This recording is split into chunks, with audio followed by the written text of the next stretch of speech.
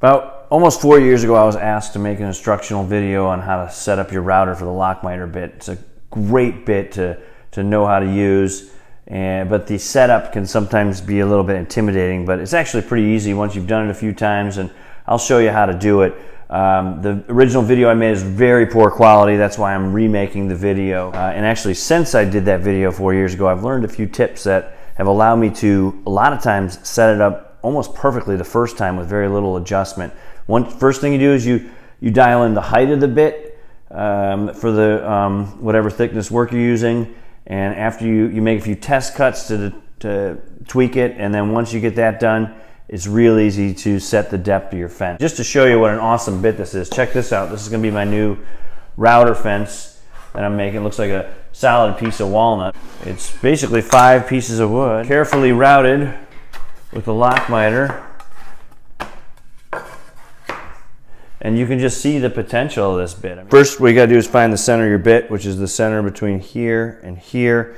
I use this digital height gauge to simply measure the here, then here, divide by 2, and on the rockler bit, the center of the bit is conveniently right here. And I would imagine most bits are like that, but I'm not sure. Then you got to find the center of your wood. What I like to use for that, and this is something I've started using recently, is a marker gauge. And what you do with the marker gauge is you make a mark, then you flip it around and you make another mark, and then you want to take your marker, and there's going to be a difference, and you want to split the difference, and you keep doing that until when you do this, you just make one line. Then you know you're perfectly in the middle. Still off a little bit.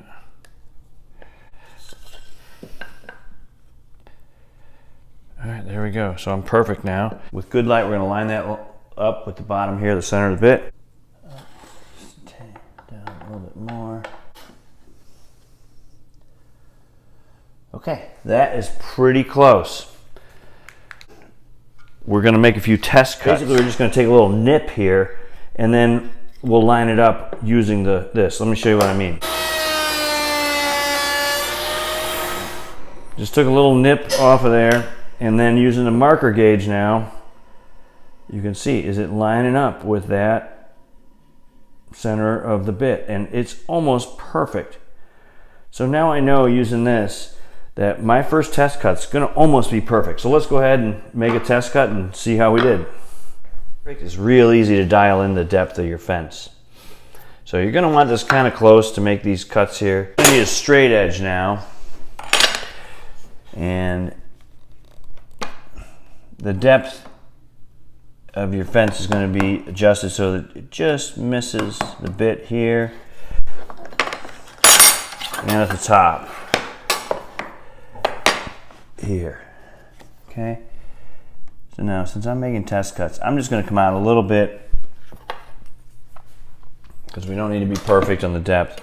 What I'm going to do is I'm going to route a little bit, flip it over, route a little bit, take this over to my miter saw, cut it off, we're going to cut down the middle, and flip one over, and we're going to see how they fit, and that'll tell us if we need to go up or down, make any final adjustments on the height.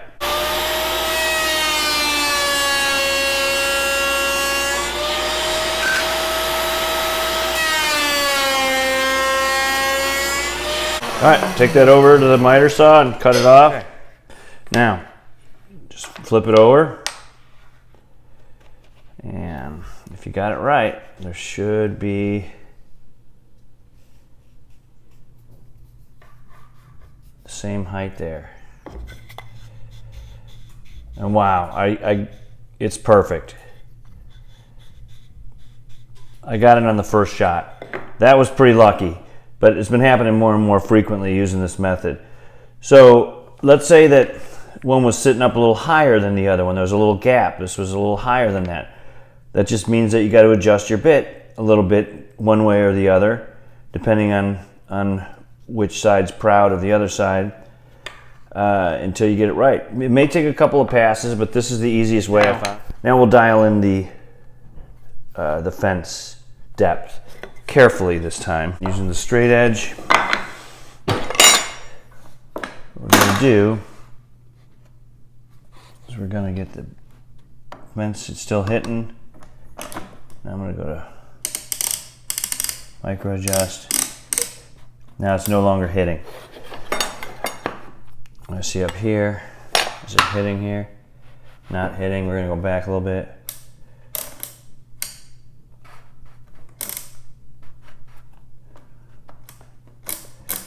Now it's hitting.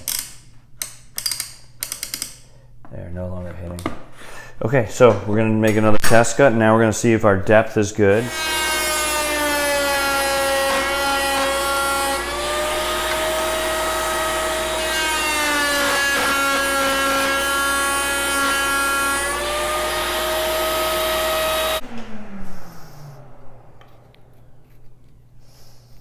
There we go, look at that, perfect. I can feel a little bit of a ridge on there. I might have to come down like a millionth of an inch, or up. Sorry, I might bet like a millionth of an inch to make it absolutely perfect, but look at that. That didn't take long at all. So there's how you set up your lock miter bit. Hope you enjoyed watching. Good luck. Post any comments in the comments section. Thanks for watching.